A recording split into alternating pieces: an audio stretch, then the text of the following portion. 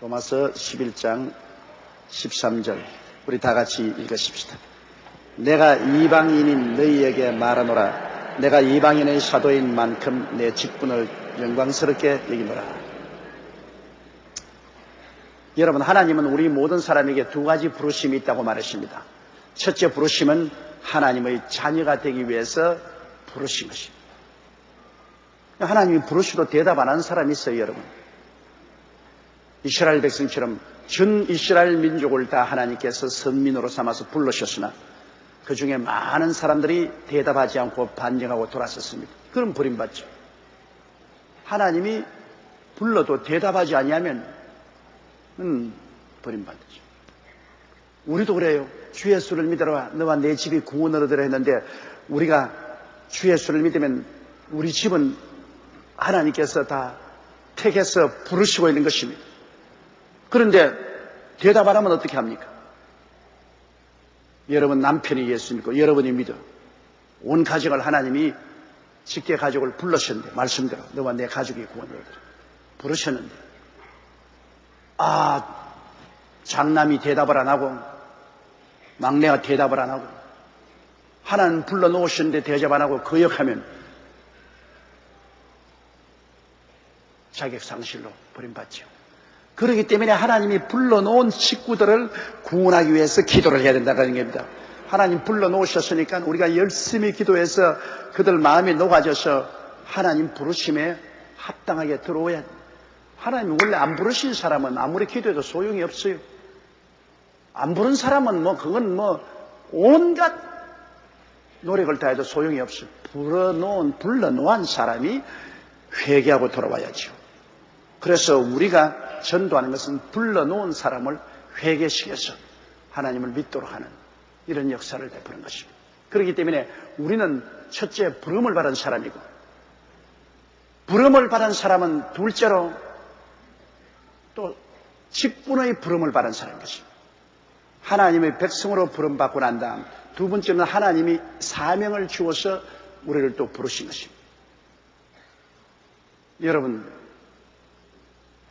이 세상에 수많은 꽃들이 있지만은 꽃들마다 다 자기 사명이 있지 않습니까? 장미꽃은 장미꽃으로서의 사명이고 무궁화는 무궁화로서, 벚꽃은 벚꽃으로서, 할미꽃은 할미꽃으로서, 며느리 바풀꽃은 며느리 바풀꽃으로서 다 산천초목도 자기 사명을 가지고 태어났어요. 그런데 더구나 하나님이 부르신 백성은 여러분 그냥 부르신 게 아니에요. 여러분에게 사명을 주었어요. 사명의 부르심이 있어요. 그러므로 예수 믿는 여러분은 내가 구원만 받은 것이 아니라 구원받은 우리들은 주의 나라를 위해서 일해야 될 사명을 또 주셨습니다. 어떠한 사람은 너는 훌륭한 주부가 되라. 그러면 하나님을 섬기는 마음으로 열심으로 주부가 돼요. 너는 구두 수선공이 되라. 그건 하나님을 섬기는 마음으로 구두를 수선해야 돼. 그 사명이니까. 너는 군인이 되라. 하나님을 섬기는 마음으로 군인이 돼요. 또 너는 목사가 되라. 하나님을 섬기는 마음으로 전심으로 목사. 사명을 주시오. 너는 셀 리더가 되라. 하나님 주신 중요한 사명입니다. 그거는 하나님 앞에서 하나님을 섬기는 마음으로 중심으로 셀 리더가 돼요. 우리는 모두 다 하나님 앞에 책임이 제일 중요합니다. 세상 책임이라는 것은 여러분 시간이 지나면 끝나고 말아요. 남편으로서의 책임, 아내로서의 책임, 사회인으로서 책임, 국민으로서 책임, 이것은 죽음으로써 끝나버리고 말아요. 또 은퇴함으로 끝나고도 말고. 그러나 하나님 앞에 진 책임은 영원한 책임입니다. 죽고 끝나는 것이 아니에요. 죽고 난 저 세상에 가서도 영원히 하나님 앞에서 우리 책임은 지어야 됩니다. 그러므로 우리의 가장 큰 책임은 하나님께 책임인 거죠. 우리가 죄를 지어도 사람에게 지은 죄보다도 그 죄로 말미암아 하나님 앞에 지은 죄가 더 큽니다. 다윗이 내가 하나님께만 범죄했다고 했는데 그건 말은 참말입니다. 왜? 사람에게 범죄한 것이 아니라 하나님의 법을 어겼기 때문에 하나님 앞에 범죄한 것입니다. 우리의 가장 중대한 책임은 하나님께 있어서 하나님 앞에 책임지고 살아야 돼요. 나는 훌륭한 남편이 되어야 될 것은 하나님 앞에 책임이 있어요. 훌륭한 아내가 될 것은 남편에게 책임이 아니라 하나님 앞에서 아내가 되라고 명령이기 때문에 하나님 앞에 책임이 있어요. 그러므로 뭐 장사꾼이나 공무원이나 누구든지 하나님께서 이 세상에서 부르시고 난 다음 또 책임을 주신 것입니다. 직분을 주시고 소명을 주신 것입니다. 그러면 자기가 받은 하나님 앞에 소명을 우리는 하나님 앞에 충성스럽게 다해야 돼요. 달란트 배우지 않습니까? 1달란트, 2달란트, 5달란트. 그것은 하나님이 주신 소명입니다. 책임입니다. 그런데 2달란트는 소명을 잘 해서 4달란트 만들고 5달란트는 10달러 만들었어요. 주인이 돌아와서 얼마나 좋아하고 기뻐요. 착하고 충성된 종을. 그러나 1달란트는 일 안 했단 말입니다. 자기 책임을 다 그냥 파묻어 놓았다가 그 돈 돌아가지 나오니까 주인이 이 악하고 게으른 종아. 그리고 바깥 어두운데 던져내어 니를 갈미에 슬피하게 하라고. 자기 달란트를 책임지지 못하면 하나님의 형벌이 옵니다. 그럼 우리가 첫째 하나님의 백성으로 부르심을 받은 것을 생각하고, 둘째는 하나님 백성 되고 난 다음에 하늘나라에서 내 소명이 무엇인가, 내 직분이 무엇인가 생각해야 돼요. 그 많은 셀 리더들이 나홀로 셀 리더가 돼도 뭐 내야 하나님이 셀 리더로 불렀어도 뭐 가방이나 흔들고 다니면 됐지 뭐 까짓건 뭐 걱정할 건 뭐냐. 여러분, 셀 리더가 되었다는 것은 여의도 순복음교회에 대한 책임이 아닙니다. 그 셀 멤버에 대한 책임이 아닙니다. 하나님에 대한 책임입니다. 왜? 하나님이 불러주셨으니까. 부르시니까 위에 있고 밑에 있지 않습니다. 하나님이 날 부르셨으니까 내가 하나님 앞에서 불충하면 영원히 하나님 앞에 책임을 져야 됩니다. 우리 인생이란 여러분 책임 회피하고 살 수 없어요. 이 세상 책임은 회피할 수 있어도 하나님 앞에서 받은 책임은 회피할 수가 없어요. 항상 그 책임을 느껴야 돼요. 항상 그 책임. 바울 선생은 주의 백성으로 부르신 바가 아니라 이방인을 전도하는 사도로서의 사명과 직분을 받았어요. 똑같은 사도인데요. 베드로는 유대인에게 가서 복음을 전가할 사명. 그리고 바울 선생은 이방인에게 나가서 복음을 전가할 사명을 받았습니다. 바울은 항상 유대인에게 복음 전하고 싶었습니다. 어찌한지 예루살렘에 가서 나는 복음을 전하겠다. 그런데 예루살렘에만 오고 유대인들에게만 가면 때려 죽이려고 나가더래요. 전 예루살렘에만 오면 때려 죽이려고 해요. 유대인들만 가면 유대인들이 바울을 죽이려고 해요. 그런데 베드로는 예루살렘에 설교하면 3,000명이 회개하고 5,000명이 회개하고 유대인들의 회개하면 유대인들이 다 거꾸러지는데 바울은 유대인에게만 전도하면 유대인들이 돌을 던질러 죽이려고 하고 멱살을 잡고 달라들고 야단입니다. 똑같은 사도인데 하나님이 부르신 직분에 따라서 베드로는 유대인에게 부름을 받았기 때문에 하나님이 유대인들이 베드로의 말씀을 듣도록 은혜를 베풀었어요. 바울은 이방인에게 전도할 직분을 받았기 때문에 유대인에게 전도하면 유대인이 반발해. 이방인들은 바울의 말을 듣고 거꾸러지는데 유대인들은 반발을 해요. 참 희한한 일인데. 여러분, 제가 44년간 목회만 했을 뿐 아니라 부흥사로도 늘 했는데요. 부흥사 초년에 한국에 나가서 부흥만 하면 지역에서 나에게 반발을 해요. 지역에 있는 목사님들이 모여가지고서 나에게 반발을. 그러니까 한국에 가서 큰 집회를 할 수 없어요. 집회하면 반발. 그런데 해외만 나가면 대환영입니다. 미국이나 구라파나 뭐 동남아나 뭐 남미나 뭐 어디 가도 사람들은 구름대같이 모여오고 저희 말씀을 듣고 회개하고 병이 나고 기적이 일어나는데 한국에는 저항하는 세력이 많습니다. 그래 내가 깨달은 것은 나도 바울과 같이 너는 해외로 가라. 한국에 부흥회를 하지 말고 해외를 가라. 그런데 가만히 보면 신영균 목사는 한국에만 오면 환영을 해요. 큰 교회도 작은 교회도 신영균 목사가 쓴 이렇게 하면 전부 다 입을 다 벌리고 좋아한다. 그럼 하나님은 신영균 목사님에게 기름 부어서 한국인에게로 보내고 똑같은 하나님이 내게는 기름 부어서 외국인에게로 보냈어. 그래서 나는 외국인만 쓰면 자신이 딱 붙어요. 더구나 백인들 앞에 서면은 자신이 딱 붙어. 백인 잡아먹는 황인이야. 백인들이 콧대가 크지 않아요. 미국이나 구라파 사람들은 콧대가 커서 동양 사람을 무시하는 경향이 많은데 그러나 그런 사람들에게 서면 자신이 딱 붙어요. 그냥 자꾸 주물려요. 자신이 딱 있어요. 하나님이 은사를 주셔. 그러나 한국 사람에게만 서면 우리 교회 내놓고는 자신이 없어요. 내가 미국 가서도 한국 사람들, 교포들 사회만 서면은 찬반이 갈라져요. 그래서 될 수만 있으면 한국인들 집회를 안 하려고 제가 하는 이유는 한국이 집회에 가면은 좋아하는 사람들이 있는데 물고 찌는 사람도 있어요. 언제나 갈려가지고서 찬반이 갈라져서 그 가운데서 내가 샌드위치가 되기 때문에 한국인의 집회에는 될 수 있으면 안 나가려는 것은 하나님의 부르심이 나는 외국인에게 가거라.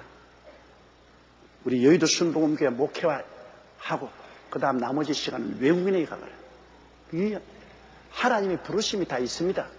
여러분 하나님의 부르심을 떠나면 안 돼요. 바울 선생이 아주 자기 선교 잘한다고 하나님께 물어보지도 아니하고 아시아에 가서 복음을 증하겠다고 아시아로 갔다가 성령이 허락지 않았습니다.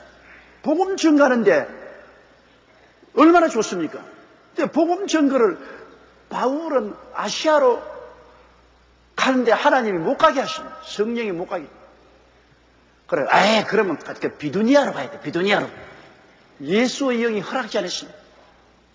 세상에 복음 증가하는데 성령이 못 가게 하는 법이 어디 있습니까? 그런데 그렇게 했어요. 나중에 낙심해서 드로아에 가서 기도하니까 마게도니아인이 환상에 나서 이리로 건너와서 우리를 도우라시. 그 바울은 아시아에서 실패하고 비두니아 실패하고 하나님이 원하시는 마게도니아로 가니까 큰 성공을 했습니다. 거기에서 온 구라파가 복음화된 것입니다. 내가 잘 아는 미국의 G.L. 존슨 목사님이라는 목사님이 계십니다. 이분이 텍사스에서 교회를 해서 왕창 실패했어요. 교회에서 쫓겨났습니다. 그래서 플로리다로 내려갔습니다. 플로리다에서 죽도록 애를 쓰고 교회 실패했습니다. 그래서 기도하고 성령님의 인도를 받아 캘리포니아로 왔습니다. 대성을 해서 큰 교회를 세웠습니다.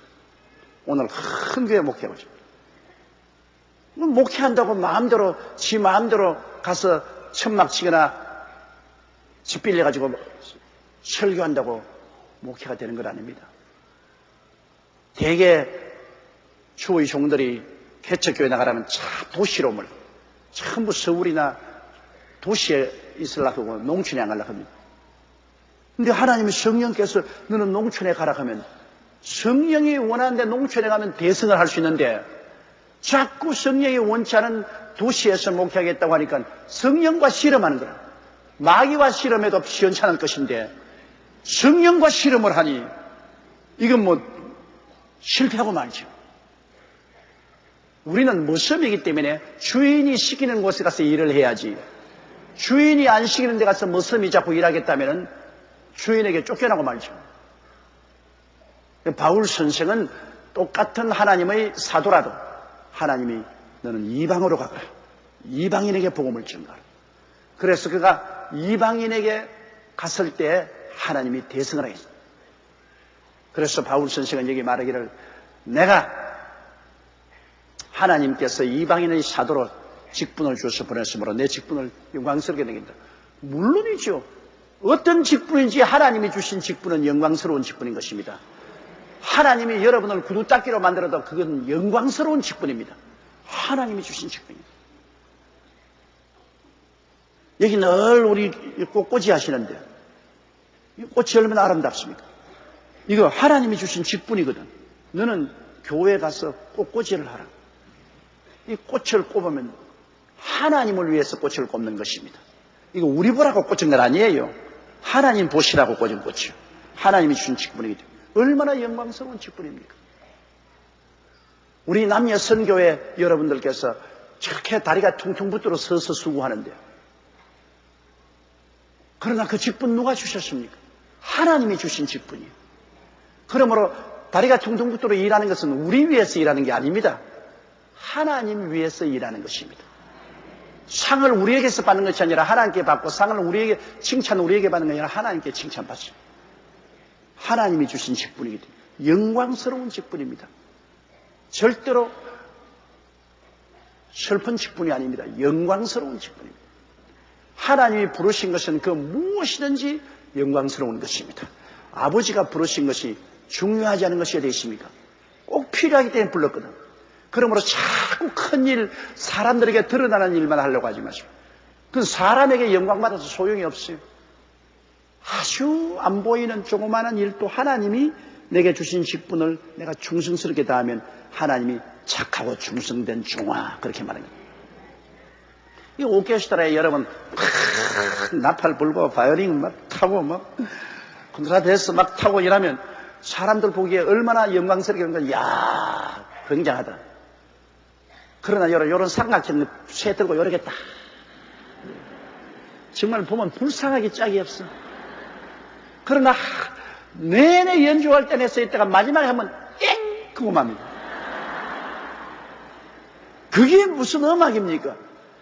그래도 그걸 늘 연습을 해요. 땡! 크게 땡! 하고 있고 땡! 땡!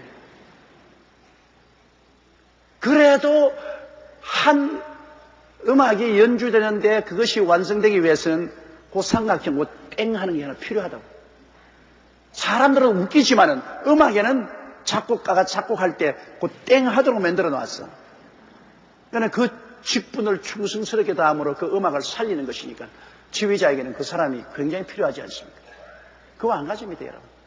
교회의 직분이라는 것은 여러분, 그 어떤 직분이든지 하나님이 주신 직분이기 때문에 너무나 중요합니다.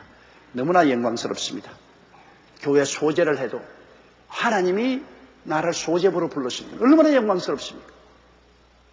첫째, 하나님의 백성으로 부름받았다는 것이 영광스럽고 하늘나라 위해서 내가 어떤 직분을 맡았을지라도 내가 맡은 직분은 영광스러운 직분인 것입니다. 우리 하나님 앞에서 직분 받았다는 것을 영광스럽게 생각하고 해야 돼. 더구나 셀 리더들은 굉장한 영광을 받은 것입니다. 셀 리더로 그리스도의 몸 교회 가운데 가장 중요한 몸이 죽고 사는 중요한 역할을 하는 셀 리더로서 하나님께로부터 부름을 받았다. 그 직분을 얻었다. 야, 영광스러워. 바울은 이방인의 사도 된 것을 영광으로 했습니다. 그때는 유대인들은 이방인을 개로 취급했습니다. 이방은 개로 취급, 유대인들은 이방인하고 같이 밥도 먹지 않았습니다. 이방인을 개로 취급. 사도들도 이방인의 사도 되는 것을 수치스럽게 생각했어요. 아주 제 3류 인생으로 생각했어요. 그러나 바울 선생은 나는 이방인의 사도 된 것을 자랑스럽게 생각, 영광스럽게 생각. 왜? 하나님이 부르시기 때문에. 아버지의 부르심에 충성하는 것이 얼마나 영광스러운 일입니까? 나중에 하늘나라에 가서 상 탈 때 여러분 일 많이 했다고 큰일 했다고 상 타는 건 아닙니다. 성경해 보십시오. 와, 너 일 많이 했다. 아버지의 큰 영광에 참처럼. 아니에요. 착하고 충성된 종아. 적은 일에 충성하였으니 큰 일을 매겨. 얼마나 내가 맡은 일에 착하고 충성되었는가, 그걸 가지고 따지는 거예요. 나중에 천당 가면 여러분 중에 조목사보다 높은 자리에 앉을 사람은 굉장히 많다고요. 그때는 좀 돌봐주소. 나는 하나님께 크게 은사를 받았으니 많이 준 자에게는 많이 요구하는데 하나님이 크게 은사를 준 것만큼 내가 착하고 충성되게 일을 못했으면 함량 부족이죠. 여러분 적은 셀 리더로서 은사를 받았으나 착하고 충성되게 일을 잘했으면 여러분은 함량에 넘치니까 나라에 하나님께 칭찬받고 상급받을 때 더 많이 받죠. 그러므로 이 세상에서 양적으로 일을 많이 했다고 해서 하나님께 칭찬받는 것이 아니라 질적으로 얼마나 착하고 충성했느냐. 하나님은 질을 따지지 양을 따지지 않습니다.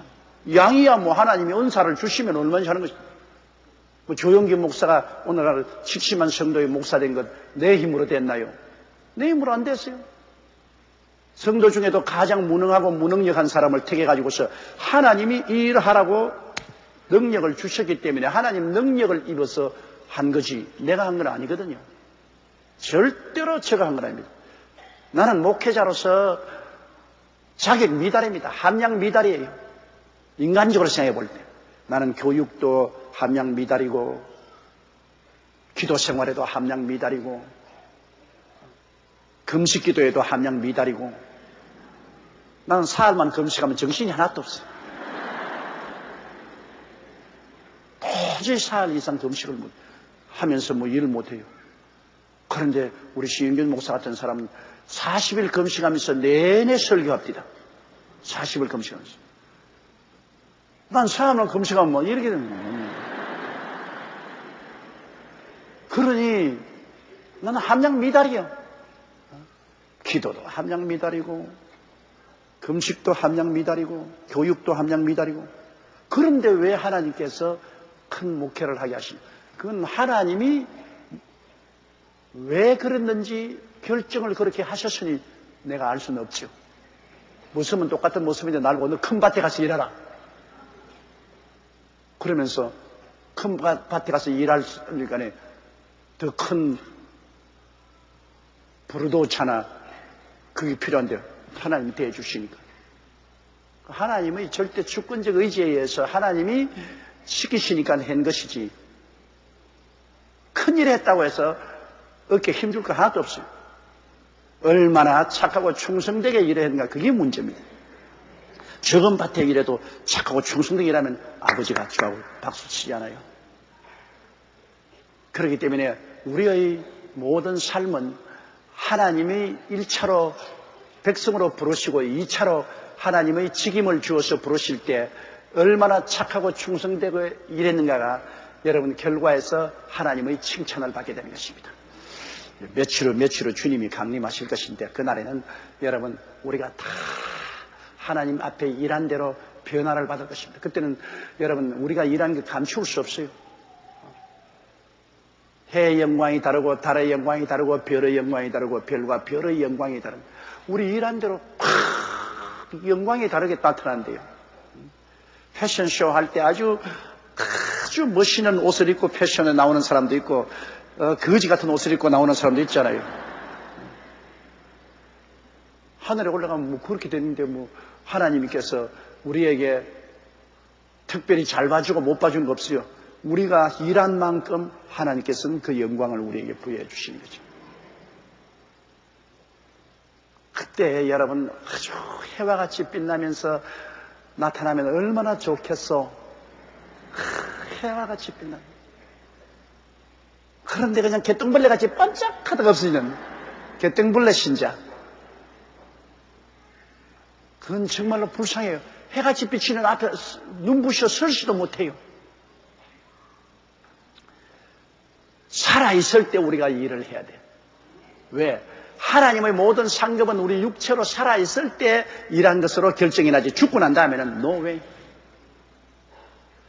구원도 살아있을 때 구원받아야지 죽고 나면 구원 못 받아요. 살아있을 때 구원받아야 돼요. 거룩하게 사는 것도 살아있을 때 거룩하게 사는 것이 죽고 난 다음에는 거룩하게 사는 게 없어요. 병고침도 살아있을 때 병고침 받지 죽고 난 다음에 무슨 병고침 받아요? 죽은 사람 갖다가 병 고친다고 사탄아 물러가라 해서 소용이 없어요. 살아있을 때 병 고치는 거예요. 축복도 살아있을 때 받는 거예요, 여러분. 죽고 난 다음에는 축복을 공동묘지에 가서 축복을 쏟아부어 보세요. 소용있는가? 살아있을 때죠. 이 성경에 있는 하나님의 모든 약속과 축복은 거의 전부 다가 살아있을 때 주신 것입니다.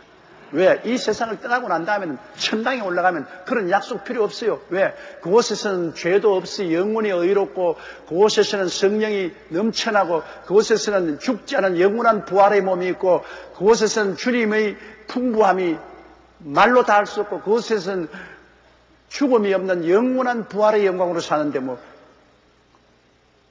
무슨 기도해서 달라고 할 필요가 있어요. 하나님의 약속의 99%는 살아있을 때 우리에게 주신 약속인 것입니다. 그러므로 주님 위해서 일하는 것도 살아있을 때 열심히 일해야지 죽고 난 다음에는 아무 소용없어요. 또 살아있어도 여러분께서 젊고 청춘이 있을 때 일해야지, 늙고 병들면 놀지도 못하는데, 노는 사람들도 노세 젊어 노세, 늙고 병들면 못 놀리라 했는데, 늙고 병들면 진짜 노는 것도 못 놀아요. 하며 일을 하는데 젊을 때 일해야죠. 젊을 때 일해야지. 사실은 저는 저희 뒤를 돌아보면 저 젊을 때 무척 일 많이 했어요. 아니, 죽기 아니면 살기로 밤도 모르고 낮도 모르고 새벽도 모르고 젊을 때 일 많이 했어요. 그런데 이제 나이가 65살이 되니까 이제는 못해요. 기운이 지네요. 쉽게 피곤해지고 빨리 피곤이 풀리지 아니하고, 그리고 이욕이 젊을 때처럼 그렇게 뜨겁지가 않아요. 젊을 때는 물불을 가리지 않는데 이제는 계산을 해요. 자꾸 계산을. 그러니까 일도 젊을 때. 여러분 젊으셨을 때 하나님이 셀 리더로 직분 주었으면 빨간 가방 막 휘둘러 제끼면서 열심히 일하세요. 열심히. 영원히 하늘나라에 가서 받을 상급을 위해서 일을 하는 겁니다, 여러분. 여의도 순복음교회를 일하는 것 아니에요. 여러분은 대교구장에게 보이려고 일하는 것 아니에요. 영원히 가서 얻을 상급을 얻기 위해서 일하는 겁니다. 하늘나라 상급을 위해서. 세상의 상급을 위해서 열심히 일하는데 영원히 하늘나라의 상급을 받기 위해서 일하는 걸 게을리하면 안 되죠. 제일 큰 상급이 영혼 구원하는 상급입니다. 제일 큰 상급이 영혼을 주께로 인도하는 상급이 제일 큰 상급입니다. 그 일을 우리가 해야 되는 것입니다. 14절요.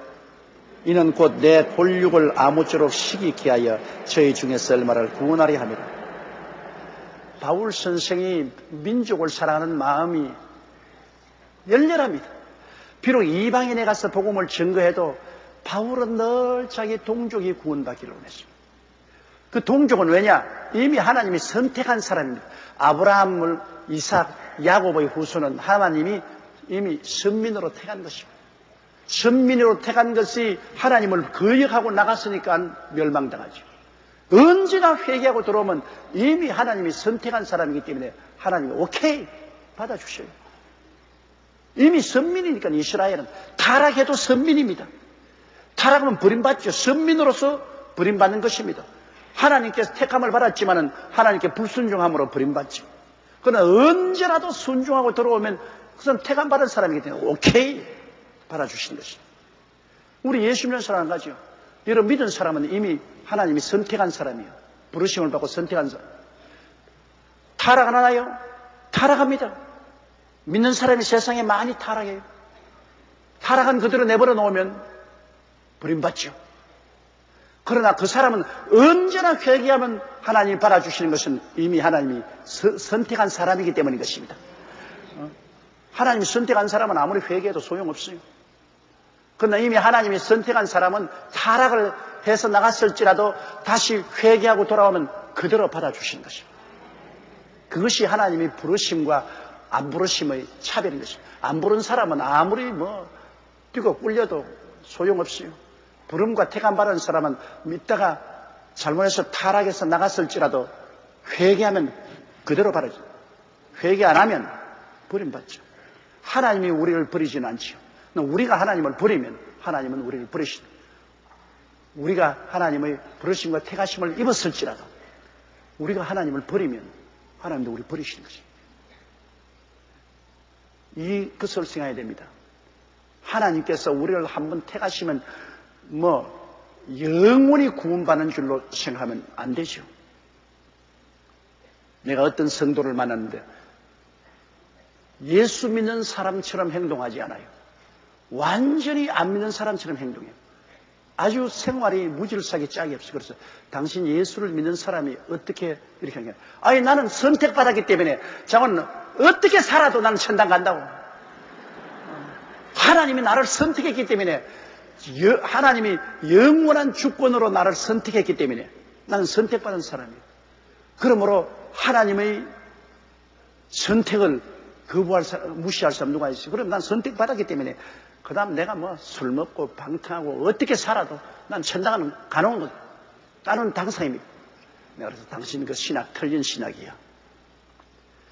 하나님이 만세전에 아시고 택하고 부르셨을지라도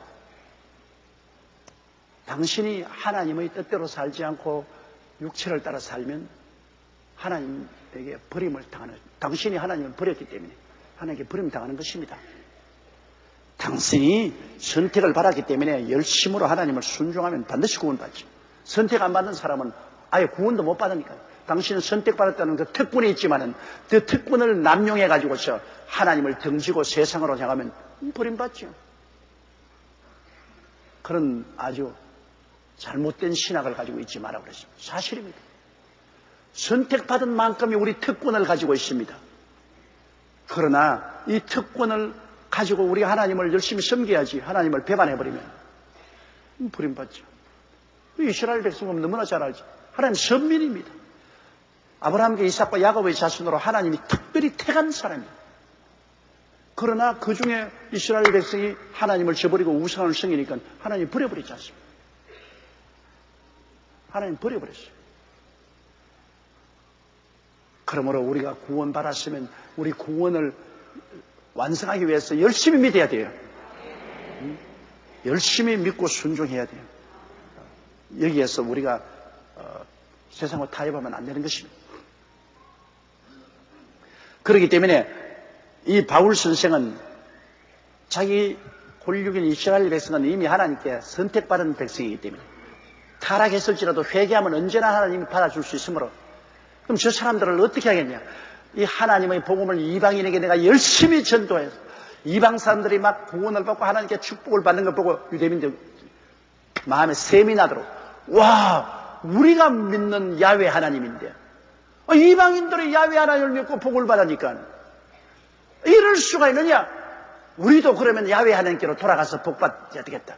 이렇게 셈이 나도록 만들기 위해서 그래서 더 열심히 전도한다 그 말인 것입니다. 옛날에 우리 어릴 때 보니까 그때는 아직 과학이 발달되니 해서 동리에서 어린애기를 못 낳는 부부가 고아원에 가서 양자를 데려다가 양자를 열심히 사랑하면은 산신이 질투를 해가지고서 에라 너도 자식 가지라고 준대요. 그래서 그냥 시골에서 보니까 자기 친자식이 없는 사람은 이 버린 아기를 데려다가 열심히 친자식처럼 사랑하고 기르고 그러니까 가만 보니까 얼마 있어 아기 가져서 자기 자식 낳더라고요. 그건 산신이 질투를 낸 것이 아니라 그렇게 이웃의 사랑을 베푸니까 하나님이 축복을 주신 것이지. 주라 그러면 돌려줄 것이라 했으니까 나무 자식 사랑해 주니까 자기 자식도 하나님이 허락해 주시는 것이죠. 약간 우리 한국이 일본하고는 멀리도 못하고 가까이도 못할 민족이에요. 저기 이웃에 있으니까 멀리 하려고 해도 멀리 할 수가 없고 또 사실 우리가 오늘날 이런 정도로 경제적인 발전을 한 것도 일본이 우리보다 한 100년 앞서 개방을 하고 정치, 경제, 교육, 문화, 군사, 산업에 다 발전을 했기 때문에 우리가 일본을 보고 시기가 나가지고서 어쩐지 일본은 따라잡아야 되겠다. 그래서 우리가 발전하는 거예요, 여러분. 사실은 일본이 우리에게 시기 나서 우리 가만히 있을 수 없어요. 일본 사람 보면 속이 타가지고서. 일본 사람이 지금 뭐기에? 잘 먹고 잘 입고 잘 살고 산업도 발전되고 세계적으로 인정받냐 말이에요. 우리가 뭐 못났노? 우리도 해보자. 그래가 우리가 오기를 내가지고서 해보는 거예요. 일본이 있는 것 우리에게 싫지만은, 그러나 일본 때문에 우리가 많이 발전한 것입니다. 뭐 정치나 경제나 교육이나 문화이나 일본 사람 하는데 꼭 우리 한국이 뻔보거든. 미국에서 유행하던 것 얼마 있으면 일본에서 유행하고, 일본에서 유행하던 것 얼마나 하면 한국에서 유행해요. 장차 한국에 무엇이 일어날까 알려면 일본에 가서 보면 알아요. 일본에서 지금 한참 유행하는 것 얼마 있지 않으면 한국에 유행해요. 그럼 일본에서 무엇이 유행할 것인가 알려면 미국 가보면 알아요. 미국에서 한참 유행하는 것이 일본에서 유행을 해요. 그렇게 일본 사람은 미국을 시기합니다. 미국의 전쟁에 졌기 때문에 미국에 대한 열등의식을 가지고 미국을 시기해서 어디나 미국 따라 붙이려고 애를 쓰죠. 우리는 일본에 36년 동안 짓밟혔기 때문에 일본에 대해서 시기심이 우리 마음속에 있었으므로 어찌한지 일본을 앞서려고 우리가 애를 쓰는 것입니다. 시기심도 잘 이용하면 효과가 있는 것입니다. 그런데 요사이 일본은 정직하지 못해요. 독일 사람들은 그들이 2차 대전을 일으키고 유대인을 학살한 것을 교과서에 다 적어가지고 학생들에게 다 가르치고 100배 사과를 했어요. 이 일본 사람들은 자기들이 저지른 흉악한 만행을 감추려고 그래요. 교과서에서 그것을 지워버리려고 그래요. 정신대 지워버리고, 우리 한국의 수많은 장정들을 보국대로 가다가 광산에서 죽게 하고 탄광에서 죽게 하고 수많은 젊은이들을 총알바지로 불러간 이 전쟁에 그들이 행한 흉악한 행동을 미워하고 감추려고 그래요.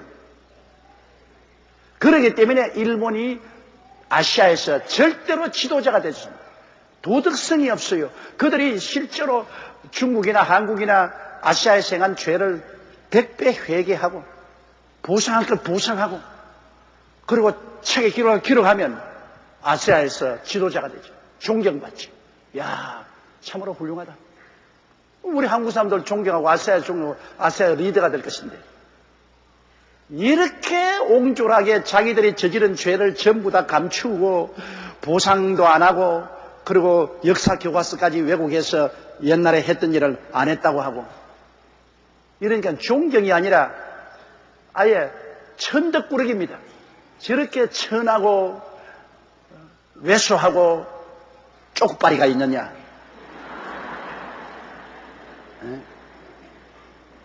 아예 존경이 안 가고 사람이 치사스럽습니다. 치사스러워. 그래서 내가 일본 사람 보면 내가 연민의 정이 생깁니다. 왜? 이 대명천지 밝은 날에 자기 눈 가려놓고 없다 없어 아무것도 안 보인다 아무것도 안 보여. 자기 다른 사람은 다 보고 있는데 자기만 손을 가리고 안 보여 안 보여 절대 안 보여. 그 주위가 안 보인다고 다른 사람이 안 보이나요? 자기들이 죄를 저지르지 않았다고 아무리 한들 온 세계가 다 알고 있는데 더 사람이 치사스러워지고 부도덕스럽게 보이고 믿을 수 없게 되죠. 나는 일본을 구원하기 위해서 10년 동안 일본의 심리를 겪었기 때문에 일본 영혼을 사랑해요. 사랑하지만 일본의 정부가 하는 이 행동은 아주 비난에 마땅합니다. 오늘 내 강의를 위성통신으로 듣고 있는 일본 교회 성도 여러분, 여러분 보고 하는 말은 아니에요. 여러분 정부가 이렇게 하고 우익단체들이 이렇게 하는데 국민들이 휩쓸려가면 일본은 영원히 하나님 앞에 서지 못합니다. 하나님 앞에 이렇게 하면은 서지 못하는 것은 성경은 뭐라고 말합니까? 회개하라, 천국이 가까웠다. 회개를 안 하는데 천국이 옵니까? 회개를 안 하면 지옥이 다가오지.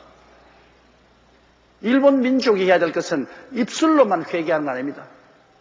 항상 입술로 잘못했다고 하고 난 다음 그 다음에는 또 장관이 일어나서 부인해버리고 왜 이렇게 치사스러운 민족이 됩니까? 독일처럼 아예 깨끗이 회개하고 역사 교과서에 쓰고 돌아서면 독일은 지금 유럽의 지도 국가가 되어 있지 않습니까?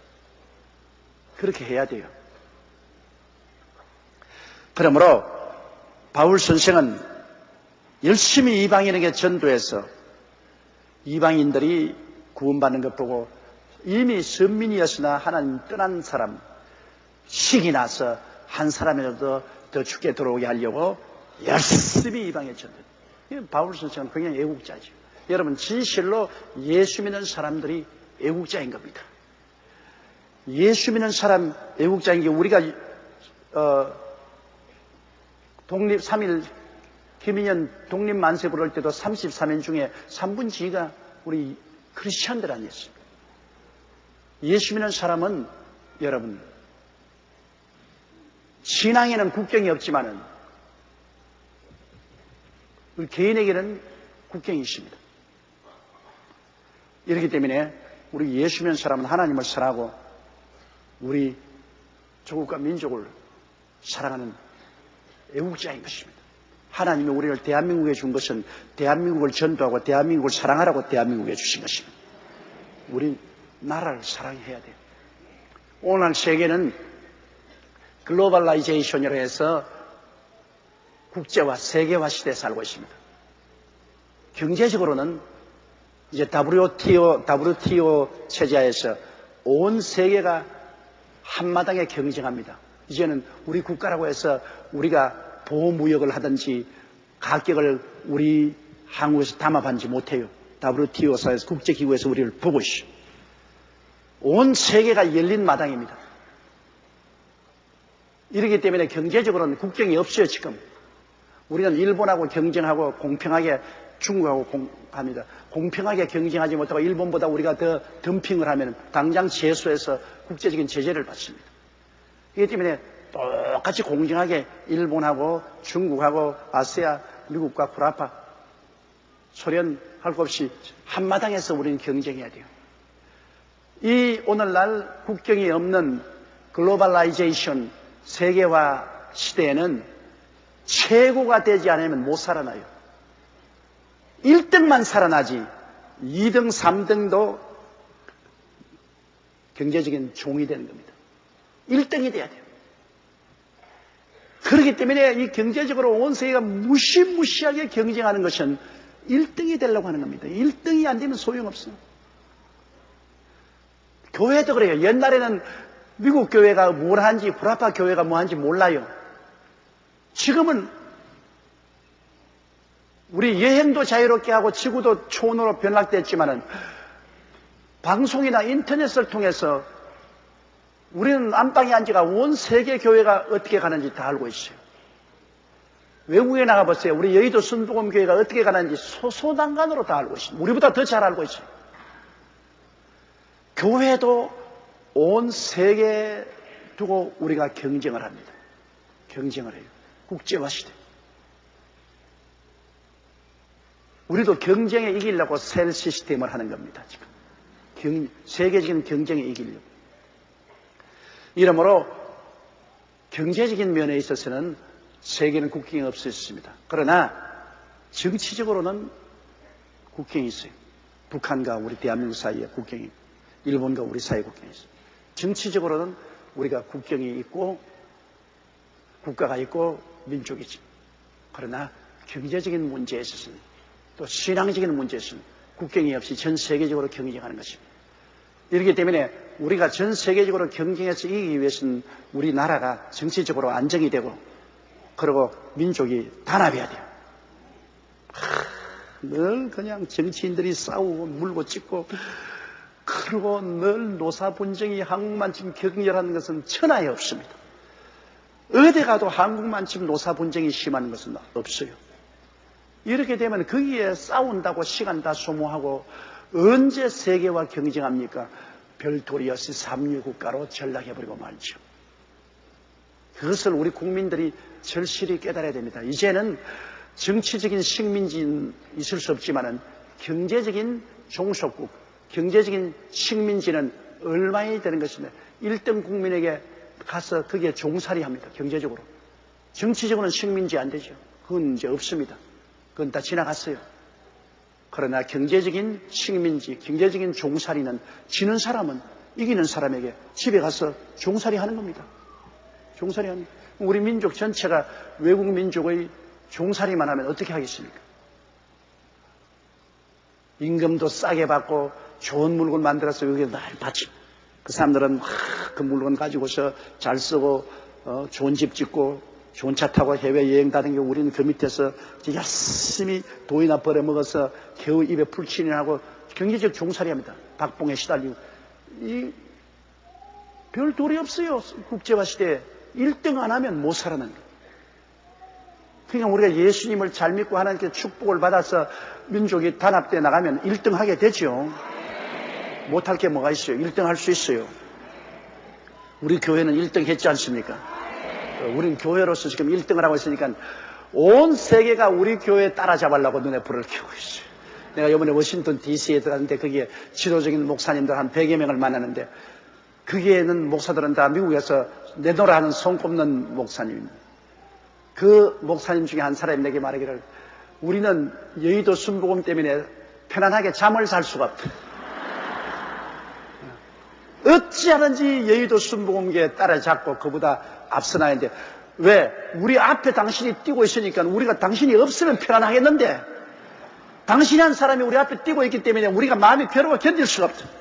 어찌나 당신을 때려잡아야 우리가 마음이 편안하겠다. 보십시오. 경쟁 아닙니까?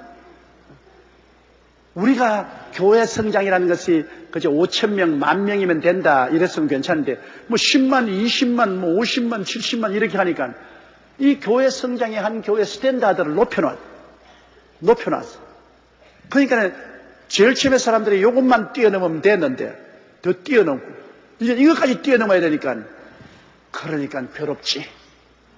괴로우니까 둘 중에 하나를 바랍니다. 여의도 순복음교회가 무너지든지 안 그러면 여의도 순복음교회보다 자기들이 더 크게 자라든지 둘 중에 하나를 원하기 때문에 무너지기를 원하는 사람은 자꾸 헐뜯습니다. 자꾸 헐뜯고 그리고 우리보다 앞서 나가기를 원하는 사람은 우리를 열심히 연구를 합니다. 뭐 어떻게 하느냐 열심히 연구를 해서 그래서 우리보다 앞서려고 하기 때문에 우리 교회 이 구역제도 이 셀 시스템이 오늘날 전 세계 교회 성장의 표본이 되었습니다. 스탠다드가 되었어요. 여의도 순복음교회에 보니까 평신도들이 다 구역을 하고 셀 리더들이 평신도들이 막 교인을 모아오고 기도하고 막 하더라. 우리도 그렇게 하자. 이게 완전히 전 세계 교회 부흥의 패러다임이 됐어요. 새로운 패러다임, 새로운 원리가 됐어요. 그거 보십시오. 온 세계가 한마당으로 지금 서로 배우고 서로 경쟁하는 것입니다. 그래서 저도 경쟁에 안 떨어지려고 새 리더 새로 조직을 하고 새 활기를 불어넣는 것은 우리가 뒤처질 가능성이 상당히 있습니다. 미국은 우리를 못 따라 상당한 기간 동안 못 따라오지만 남미는 우리 따라올 수 있는 가능성이 굉장히 많습니다. 남미의 이 셀 리더를 우리 교회를 본따서 셀 시스템을 해서 지금 교인들이 20만, 30만 모이는 교인들이 아주 수두룩하게 생겨나고 있습니다. 수두룩하게 생겨나고 있습니다. 그 전부 우리 교회 보고서 아주 작심하고 기도하고 뭐 기도원 세우고 막 셀 리더하고 막 철야기도 하고 금식기도 하고 주여 주여 세 번도 부르고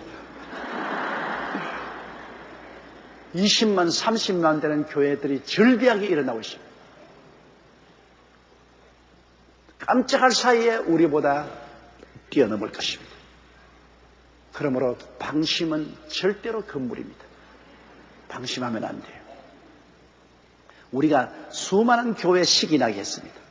수많은 젊은이들에게 시기나게 했어요. 어찌한지 죽기 아니면 살기라도 순복음교회를 뛰어넘어야 되겠다. 시기나기만. 그 좋은 겁니다. 나쁜 시기도 있는, 나쁜 시기는 남을 죽이려고 모함을 하는 것은 나쁜 시기고, 좋은 시기는 자극을 받아서 나도 저렇게 되고 나도 저를 능가해야 되겠다는 것은 좋은 시기인 것입니다. 시기도 나쁜 시기는 안 돼요. 나쁜 시기는 내 이웃을 탐하지 마라. 나쁜 시기입니다. 남을 자꾸 끌어내리고 험담하고 못 살게 하고 있는 말 없는 말 다 만들어가지고서 파괴하는 나쁜 시기입니다. 그럼 쥐는 못하니까 내 못 먹는 밥에 재나 뿌려 보자까지 막 재 뿌려라 가지고 이건 나쁜 시기죠. 그러나 좋은 시기는 남이 밥을 먹으면 나도 저처럼 먹도록 노력하자.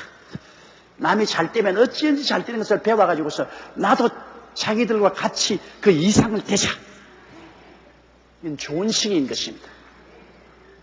여러분, 우리 셀 리더들은 우리 교회 내 이웃 셀이 잘 되는 것 보고 시기하지 말고 나쁜 시기하지 말고 좋게 시기해서 우리는 저것보다 더 좋은 셀을 만들자. 좋은 시기를 갖게 되시기를 주의 이름으로 축원합니다. 자, 15절요. 저희를 버리는 것이 세상의 화목이 되었거든. 그 받아들이는 것이 죽은 자 가운데서 사는 것이 아니면 무엇이랴. 유대인들이 하나님을 배반하니까 하나님이 화가 나서 버려버린 거예요.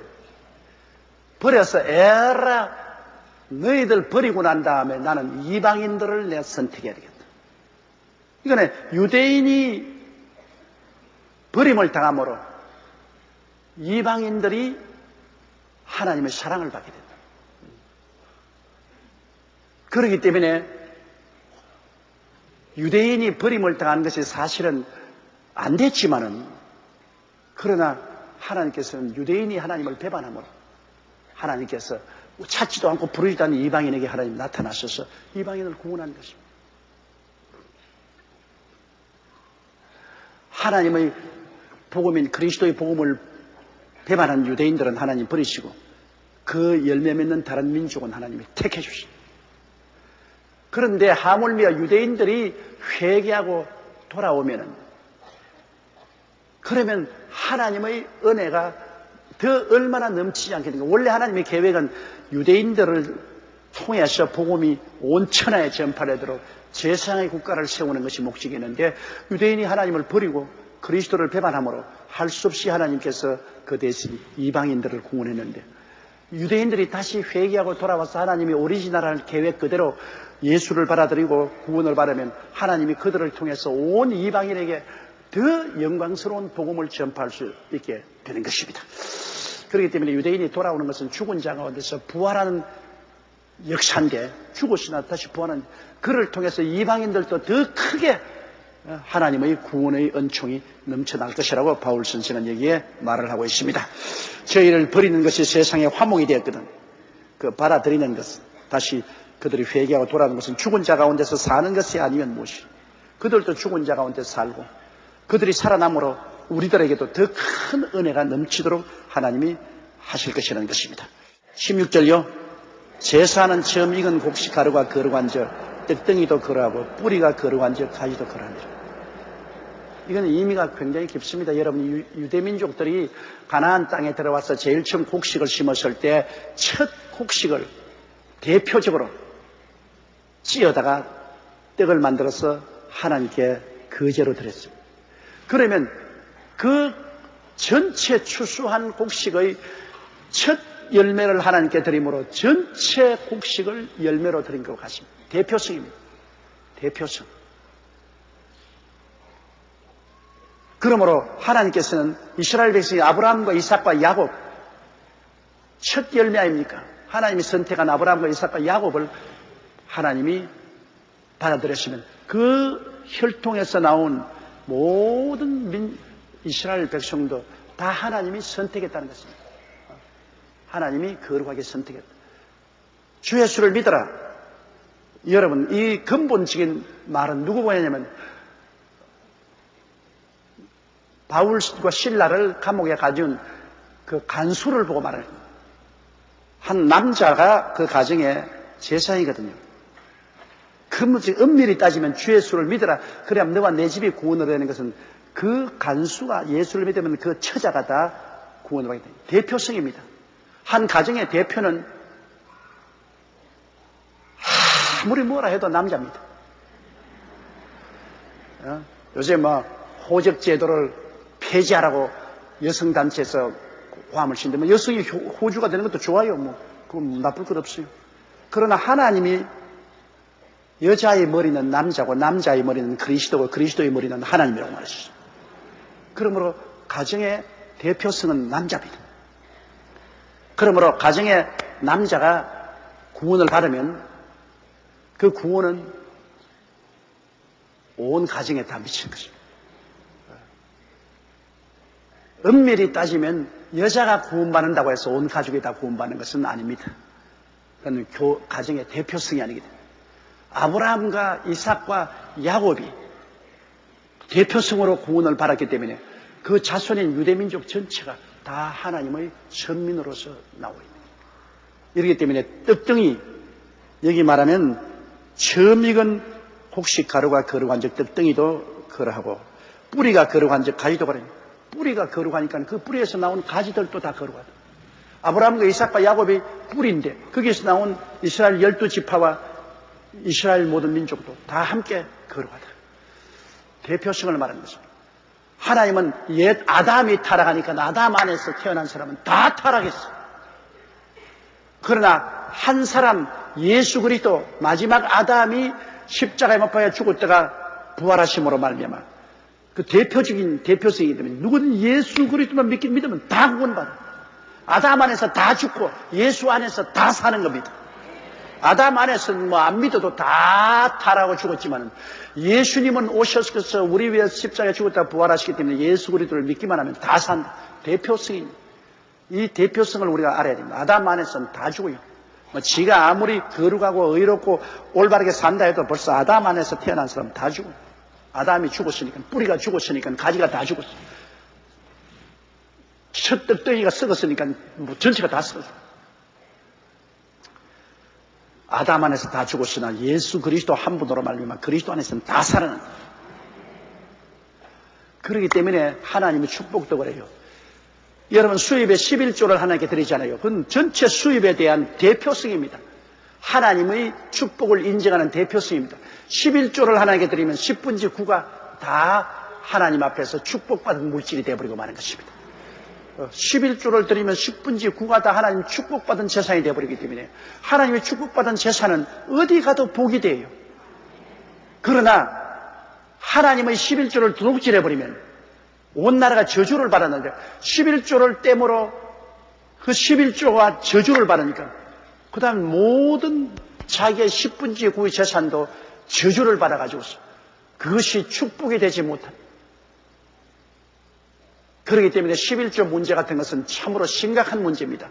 11조를 드림으로 나머지 재산이 전부 하나님의 11조는 축복받은 하나님의 소유니까 나머지도 전부 하나님의 소유로서 하나님이 축복을 해주십니다.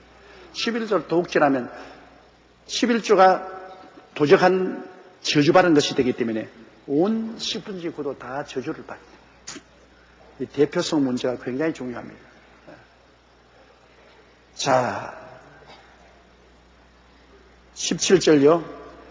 또한 가지의 얼마가 꺾여졌는데 돌감람나무인 내가 그들 중에 접붙임이 되어 참감람나무 뿌리의 진액을 함께 받은 것. 이스라엘 백성 가운데 얼마간이 타락했잖아요. 하나님 그 숫자를 메꿔야 되잖아요. 이스라엘 백성이 아브라함, 이삭과 야곱의 나무에서 나온 가지인데 가지 중 얼마쯤 잘라져 타락하고 하나님 버리고 나갔으니까 하나님이 이방인인 우리들, 돌감람나무인 우리들을 갖다가 아브라함, 이삭과 야곱의 그 나무에다 접붙여줬어요. 접붙여줬어요. 참으로 이 돌감이나 이 돌살구 형편없어요. 우리가 과수원을 했기 때문에 아는데 이 돌감을 보면요. 나무는 근사하다고요. 크고 인물도 잘생겼다고요. 근데 몇 년 것은 이런 것 쓴대요. 돌감을. 또 먹으면 써서 먹을 수가 없어요. 내가 그래서 학교 갔다 오다가 돌감 보면 언제나 욕을 했다고. 나무는 잘생겼는데까지 그 열매는 너 저렇게 맺었네. 돌감이. 돌복숭아도 복숭아 나무는 복숭아 나무인데 이런 걸 맺어요. 돌살구도 이물만 근사했지 아주 이런 거 맺고 있어요. 먹을 수가 없어요. 그러나 자연적인 접붙임도 이 돌감나무나 돌살구나 돌배나 잘라버리고 좋은 나무 가지를 접붙이면 좋은 열매 맺죠. 그러나 여기에 쓰이는 감람나무의 비유는 실제적으로 접붙이는 것과는 다릅니다. 이건 비유적으로 사용하는 것입니다. 아브라함과 이삭과 야곱의 뿌리에서 나오는 것이니까 하나님이 선민이요 참 좋은데 그 중에 얼마의 가지가 반대으로 잘라나가고 난 다음에 우리는 이방인은 하나님께 원래는 버림받은 아담의 자손인 돌감람나무야. 우리는 다 요만한 열매는 돌감나무 가치도 없고 아무것도 없어. 이를 하나님이 잘라가지고서 아브라함과 이삭과 야곱인 하나님의 선택한 그 참감람나무에 착 접붙여줬어요. 여러분은 그러므로 하나님의 택한 이스라엘에 접붙임 받은 사람인 것입니다. 예수 그리스도야말로 하나님의 아들 아닙니까? 하나님의 선택한 아들 아닙니까? 그게 원래는 유대민족들이 다 거기에 접붙여 있어야 되는데 여러분이 거기에 유대인 가지가 끊어지고 거기에 접붙임을 받았다. 우리가 오리지널 아닙니다. 우리는 접붙인 거죠. 오리지널 아니고 우린 양자예요. 그러니까 큰 소리 하지 말고 겸손하게 생각하라고 말입니다. 양자가 무슨 참 큰 소리에 친자처럼 행동하고 말이야. 우리는 어디까지나 양자니까 그저 겸손하게 고맙게 생각하고 어디까지나 우리는 접붙임을 받았기 때문에 봉가지처럼 하지 말고 겸손하게 생각해. 우리는 봉가지가 아니고 돌감나무면 접붙임을 받았으니 죄송합니다. 그래서 죄송합니다. 그래서 고맙고 감사합니다. 우리 이방인들은 실제는 다 버림받은 우리들인데 유대인들이 하나님을 배반함으로 하나님이 오기가 나셔서 시기 나게 하려고 우리들을 불러서 아브라함과 이삭과 야곱의 그 나무 덩어리에 접붙여 주셨어요. 이방인 돌감람나무를 우리가 하나님이 참감람나무에 접붙여 주셨어요. 그래서 오늘날 우리들은 영적인 이스라엘이요. 우리의 조상이 아브라함과 이삭과 야곱입니다. 실제 육체적인 혈통의 조상은 아닌데도 불구하고 우리의 신앙의 아버지가 아브라함이요, 이삭이요, 야곱이요. 천당도 아브라함과 이삭과 야곱과 함께 천국에 올라가는 거죠. 왜? 우리는 그 나무에 접붙임을 바라기 때문인 것입니다. 그게 뭐 양자든 접붙임이든 상속은 똑같이 바라니까. 양자라고 상속 안 받나요? 접붙였다고 해서 열매 안 맺나요? 똑같은 좋은 열매 맺죠. 그러므로 오리지널은 아니지만은 그러나 갖다 붙인 우리가 더 좋게 될 수도 있습니다. 속담에 나중난 뿔이 더 우뚝하다고. 오리지널 아닌 우리들이라도 더 오리지널보다 더 커질 수 있는 것이 현실입니다. 요사이 유대인 중에 예수 믿는 사람은 아예 밥에 매처럼 적지만은 우리 이방인 접붙임 받은 우리들의 신앙의 수는 세계에서 10억이 넘지 않습니까? 얼마나 많습니까? 그러므로 먼저 된 자가 나중되고 나중된 자가 먼저 된 것입니다. 우리가. 그러므로 우리가 교만은 하지 말아야 되지만 감사하게 생각해야 됩니다. 우리는 양자로 택함을 받고 우리는 돌감람나무가 참감람나무인 이스라엘 나라에 접붙임을 받아서 영적 이스라엘이 된 것을 감사하게 생각해야 되는 거죠. 17절 이건 했죠? 아니야. 읽어봅시다. 또한 가지의 얼마가 꺾여졌는데 돌감람나무인 내가 그들 중에 접붙임이 되어 참감람나무 뿌리의 진액을 함께 받는 자 되었다. 아브라함과 이삭과 야곱에게 주신 그 진액을 함께 받게 되었다. 하나님의 선민이 되었던 것입니다. 우리는 영적인 유대인인 것입니다. 영적인 이스라엘이 된 것입니다. 18절요. 그 가지들을 향하여 자긍하지 말라. 자긍할지라도 내가 뿌리를 보존하는 것이 아니요 뿌리가 너를 보존하는 것이다. 그러므로 우리가 유대인들 보고 웃기네 너는 꺾였지 나는 구원받았어. 금방진 소리 하지 말은 겁니다. 왜? 네가 구원받은 것은 결국 아브라함과 이삭과 야곱이라는 그 뿌리에 우리가 붙어서 구원받은 것이 우리가 뿌리는 아니거든. 우리가 뿌리를 붙잡아진 게 아니라 아브라함과 이삭과 야곱이라는 뿌리에 우리가 붙어있기 때문에 겸손해야지. 겸손해야지. 우리가 뭐 원래 오리지널처럼 행동해서는 안 되거든요. 요 사이는 여러분, 이태원에 가면은 구찌 가방이나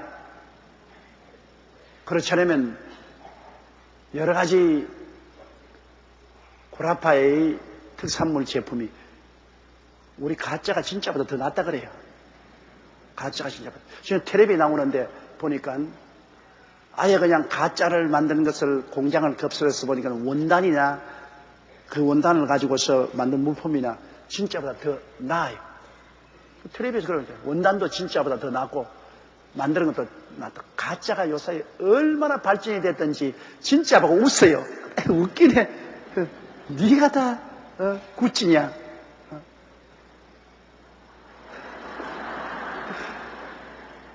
그래도 오리지널은 오리지널이고 가짜는 언제 어떻게 해도 가짜라고.